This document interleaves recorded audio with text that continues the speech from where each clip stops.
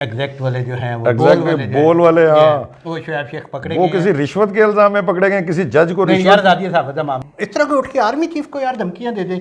मैं समझता हूँ ये धमकियां जो दे रहे हैं ना, ये सिर्फ ब्लैकमेल कर रहे हैं, ये फौज को ब्लैकमेल कर रहे हैं, जुडिशरी को ब्लैकमेल कर रहे हैं।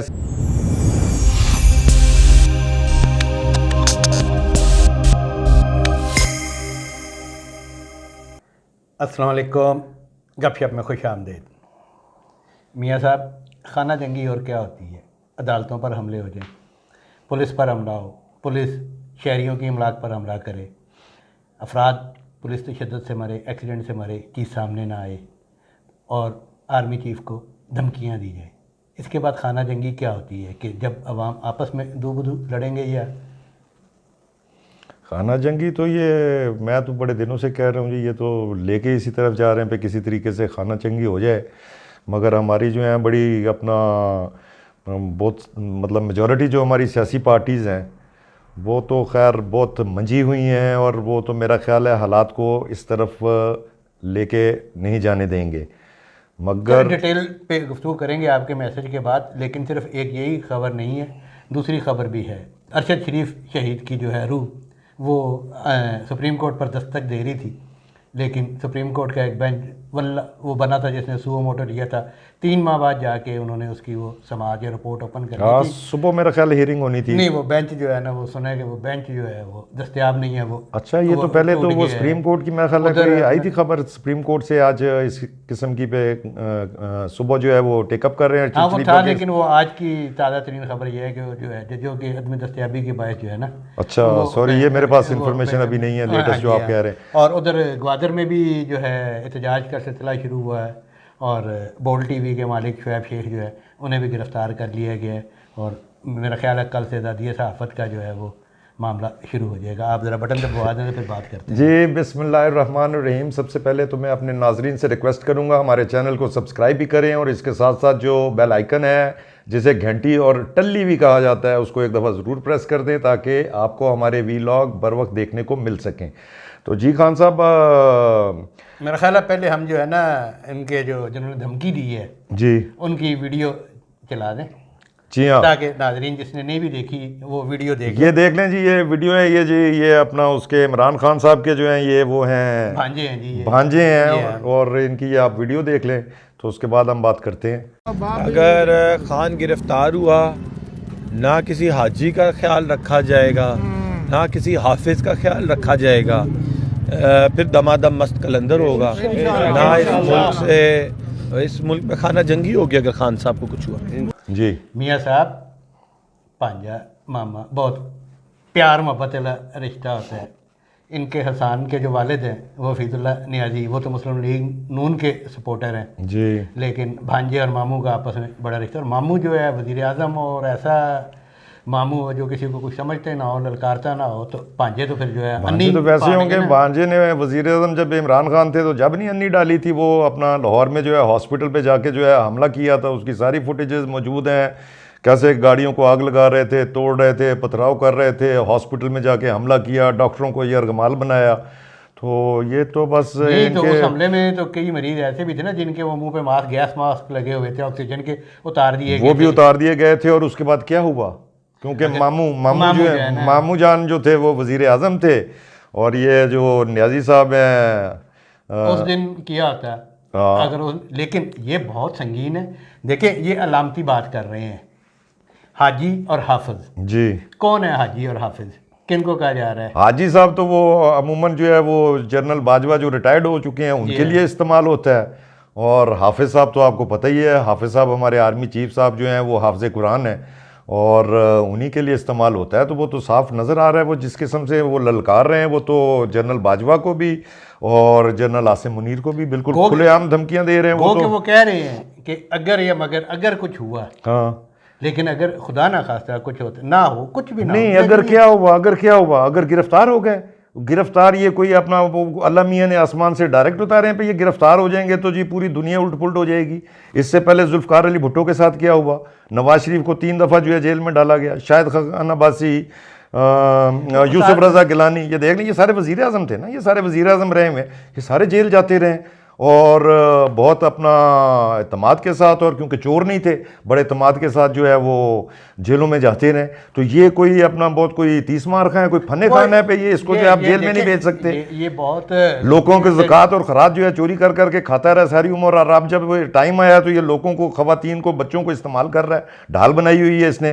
तो इसलिए मैं तो समझता हूँ इसको अपना, चले वो तो कानून के मुताबिक, लेकिन ये जो धमकीली बात है ना, देखें इस तरह सोसाइटी जो है वो नहीं चल सकेगी। नहीं और मैं तो सच्ची बात है, हर बंदा आदमी तहफ़्फ़ुज़ का शिकार हो जाएगा कि नौबत यहाँ तक पहुँच गई है कि आप आर्मी चीफ को धमकियाँ दे रहे हैं। भैया आप कौन हो यार?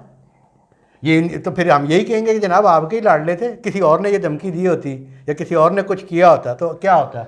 क्या हुआ है मार्शल अदवार में? क्या क्या कुछ नहीं होता रहा। कारकुनों की जो है, पीपल्स पार्टी के कारकुनों की, जो भी एहतजाज करता था, कोड़े मार मार के जो है कमरे जो है वो उधेड़ दी जाती थी, कोड़े मार के कितनी हलाकतें हुई हैं, कितने जलसे। और ये भी अब जो है ये हालात को इसी तरफ लेके जाना चाहता है कि किसी ना किसी तरीके से जो है ना कोई लोगों की अमवात हों ऐसे हल्ले गुल्ले में, और ये फिर उसको कैश करवाए, सिर्फ सीधा सीधा कैश करवाना चाहता है। मुझे तो वो तरस आता है वो खवातीन पे, वो जो खवातीन जो है सारी उसके घर के आगे इकट्ठी हुई होती हैं, जो जिनकी जो ह्यूमन शील्ड इस्तेमाल कर रहा है खवातीन के और बच्चों के, वो उनके अपना, उनको तो खवातीन को खुद ख्याल करना चाहिए। इतना बदकिरदार आदमी है ये अपना, उसके लिए जो है वो वहाँ पे खड़ी हैं। और ये बिल्कुल नहीं देखिए किरदार नहीं, बदकिरदार क्या, तो फैसला नहीं दे नहीं सकते फैसला ना। नहीं क्यों नहीं दे सकते? सामने बदकिरदारी की है, बदकिरदारी वो जो मैं तो सियासी बात करूंगा, नहीं इसके किरदार वरदार वाली बात नहीं, किरदार वाली बात कैसे नहीं करेंगे? आप सियासत में बात कर, ये टैरियन वाइट वाला क्या केस है ये? चले मुझे बता दें, ये बदकिरदारी का केस है यार? ये इंसान का और अल्लाह के आपस के मामला है। नहीं, अल्लाह के, जब आप पब्लिक फिगर हो जाते हैं तो फिर इंसान और अल्लाह के मामला तो अपनी जगह है। जब पब्लिक फिगर हो गए तो आप अवाम को जवाब दें। वो एक चीज मानता है, इमरान खान एक चीज मानता है कि यार मैं ऐसा था। मैं तो हैरान होता हूँ ये खवातीन जो हैं वो उसके कैसे जाती हैं। खवातीन देखें, तौबा का दरवाजा बंद है उसके लिए। अगर उसने कभी तौबा की है? वो कहते हैं मैं छोड़ चुका हूँ ना, मैं था इस तरह। छोड़ चुका हूँ। उसके लेटेस्ट ये जो उसकी जो टेपें आई हैं वो जो आयला मलिक के साथ और किस किस खवातीन के साथ, तो वो जो टेपें आई हैं वो कोई पुरानी है, वो नई टेपें हैं। वो खवातीन को इस्तेमाल करता है, वो बाकायदा जो है अपनी पार्टी वर्कर्स को जो है वो एक्सप्लॉइट करता है। जुबैर साहब जो नून लीग जी, इनकी भी आई थी ना। हाँ, तो जुबैर साहब की आए तो उनको भी अपना कैफरे किरदार तक पहुंचाए। तो वो अपना उनका